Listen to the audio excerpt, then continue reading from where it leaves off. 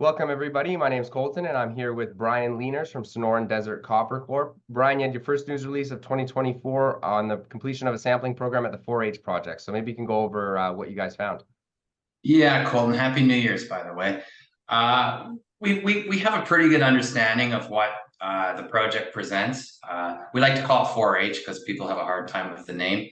But at 4H, you have a very large porphyry system, copper moly porphyry system.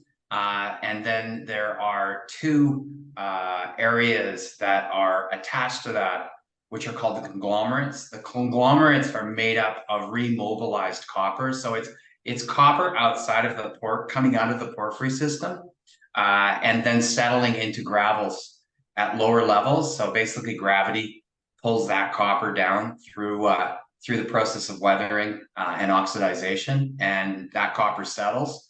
And those areas on surface are far higher grade than the actual copper porphyry, because we believe we're fairly high up in the system at 4H.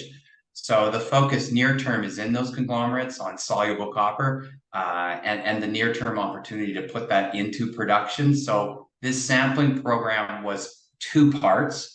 One was what you call confirmation assays. So we assayed old drill core and we did new assays on the surface in the porphyry proper. And then the other focus that we did was to look at a couple of new areas and also to do a pretty substantive sampling program within the south conglomerates, which are easy to access. The northern conglomerates are a little further away and a little harder to get to, but we just wanted to focus on the south ones first. And you can see by the numbers, we got up to 16.25%. That's exciting. Yeah. But what's more exciting is that the average was 1.74. And the average historical grade at Cuatro Hermanos 4H is like 0.2 copper. And that's within the context of the porphyry proper. So these grades are substantially higher than those historic grades related to that historic resource. Yeah, and that's kind of confirming what we had talked about before of just the historical lower grade project that you guys think is probably a bit higher than it really shows. So after the sampling program, does that give you an idea where you have drill targets or what's in the upcoming plans for Sonoran? Yeah, the actual plan is to focus on those south conglomerates. We will do a RC drill program in there, which is way cheaper than a diamond drill program. But because you're drilling with gravel, it makes more sense to use RC. We'll drill probably about 40 holes with a fairly tight spacing. We'll do metallurgy in conjunction with that. So we'll be using the core of those drill holes in order to start work on the metallurgy and the processing techniques that will be used. And because it's soluble copper, it's going to be a heap leach SXEW operation, no matter what. But we obviously need to perfect that process because every copper ore body is different. And that work will all get done in 2024. So we're quite excited. By the end of 2024, we should have in hand or have pretty close to a PEA on that potential portion of the project.